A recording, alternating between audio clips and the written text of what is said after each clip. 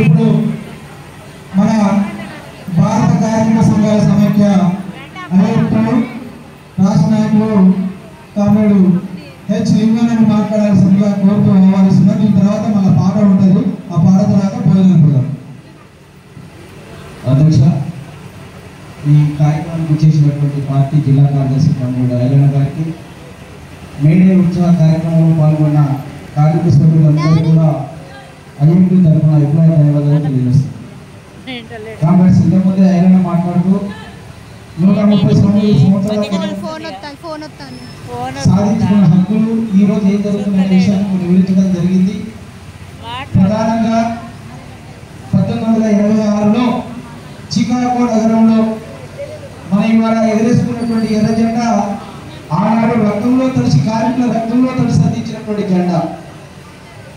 ఆ రోజు లక్షలాది మంది కార్మికులు 10 గంటలని తగ్గించాలి, మా పిల్లలతోటి ఆడుకునే అవకాశం ఇవ్వాలి, మాకు విశ్రాంతి కావాలి, మా హక్కుల్ని మాకు కావాలి అని చెప్పేసి సమాన పనికి సమాన వేతనం కావాలి, 10 గంటలు తగ్గించాలని చెప్పేసి ఆనాడు పెద్ద ఎత్తున లక్షలాది మంది కార్మికులు చికాగో నగరంలో రోడ్డు మీద వచ్చి వాళ్ళు ఆందోళన కార్యక్రమంలో కొనసాగుతుండగా పోలీసులు చంపారని చెప్పేసి పేరుతో కార్మికులపై కాల్పుల్లో ఈ జెండా మా వరకే పరిమితం కావద్దు, ఇది ప్రపంచవ్యాప్తంగా కార్మిక సోదరులకు అందాలని చెప్పేసి వాళ్ళ రక్తంలో మా రక్తంలో కలిసిన గుడ్డ ఇది మీకు అందిస్తున్నాం కార్మిక సోదరులారా అని చెప్పేసి అందించినటువంటి గుడ్డ ఈరోజు మనం ప్రపంచవ్యాప్తంగా కార్మికుల్ని మేము స్మరించుకుంటున్నాం, మనం స్మరించుకుంటున్నాం. అందుకనే ప్రపంచ కార్మికులారా ఏకంగా ప్రపంచ కార్మికుల హక్కులన్నింటినీ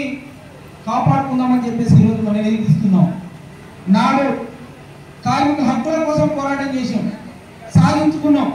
కానీ ఈరోజు మన భారతదేశంలో ఉన్నటువంటి మోడీ ప్రభుత్వం అధికారంలోకి వచ్చిన తర్వాత ఏ ప్రభుత్వం చేయలేనటువంటి సాహసం ఈరోజు మోడీ ప్రభుత్వం కొనసాగిస్తున్నటువంటి పరిస్థితి.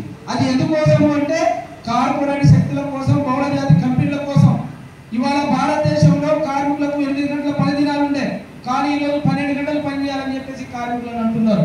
ఓ పక్క సుప్రీంకోర్టే చెప్తుంది సమాన పనికి సమాన వేతనం ఇవ్వాలని చెప్పేసి, మరో పక్క అవుట్ సోర్సింగ్ కాంట్రాక్ట్ ఉద్యోగులు ఉన్నటువంటి కార్మికులు ఎవరైతే ఉన్నారో ఆ కాంట్రాక్టర్లకు కనీసం నెలకు 26,000 రూపాయల వేతనం ఇవ్వాలని చెప్పేసి సుప్రీంకోర్టే తీర్పునిచ్చింది. కానీ మన ప్రభుత్వాలు అమలు చేయడం లేదు. ఈ రోజు కార్పొరేట్ శక్తుల కోసం మన దగ్గర ఉన్నటువంటి 44 చట్టాలు ఏవైతే ఉన్నాయో లేబర్ చట్టాలు, ఆ చట్టాలన్నింటినీ కూడా 4 లేబర్ కోడ్లుగా మార్చి ఈ రోజు కార్పొరేట్ శక్తులకు అనుకూలమైనటువంటి విధానాన్ని మోడీ ప్రభుత్వం సాహసోపేతమైనటువంటి నిర్ణయం తీసుకోబోతున్నటువంటి పరిస్థితి మన దేశంలో కొనసాగుతుంది. అది ఎందుకోసం అంటే మనం చట్టాల మీద మాట్లాడే హక్కు లేదు, మరోపక్క సంఘాలు పెట్టేటటువంటి హక్కు లేదు. 10 మంది ఉన్న ఇంతకుముందు ఒక ఫ్యాక్టరీలో మిల్లులో పనిచేస్తే ఒక 10 మంది కార్మికులైనా సంఘం పెట్టుకునేటటువంటి హక్కు ఉండే.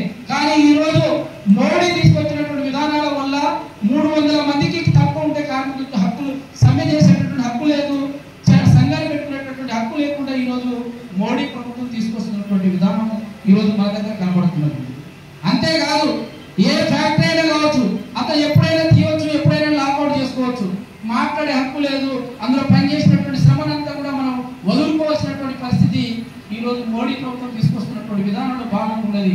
అందుకోసం ఆనాడు ఏదైతే చికాగో నగరంలో 139 సంవత్సరాల క్రితం కార్మిక హక్కుల కోసం ఏదైతే కొనసాగించి పోరాట హక్కులు సాధించారో ఈ రోజు మరొకసారి మోడీ ప్రభుత్వం అనుసరిస్తున్నటువంటి కార్మిక వ్యతిరేక విధానాలపై పోరాడాల్సినటువంటి అవసరం ఉన్నది.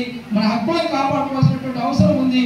ఉన్నటువంటి చట్టాలను కాపాడుకోవాల్సినటువంటి హక్కు మనపై ఉందని చెప్పేసి ఆ వైపుగా చికాగో నగర అమరవీరులు ఎవరైతే ఉన్నారో అమరవీరుల సాక్షిగా ఈ రోజు కేంద్ర రాష్ట్ర ప్రభుత్వాలు తీసుకొస్తున్నటువంటి కార్పొరేట్ శక్తుల అనుకూల విధానాల వ్యతిరేకంగా ఉద్యమించాల్సినటువంటి కర్తవ్యం ఉన్నది. సమాన పనికి సమాన వేతనం సాధించుకోవాల్సినటువంటి అవసరం మనపై ఉందని చెప్పి తెలియజేస్తూ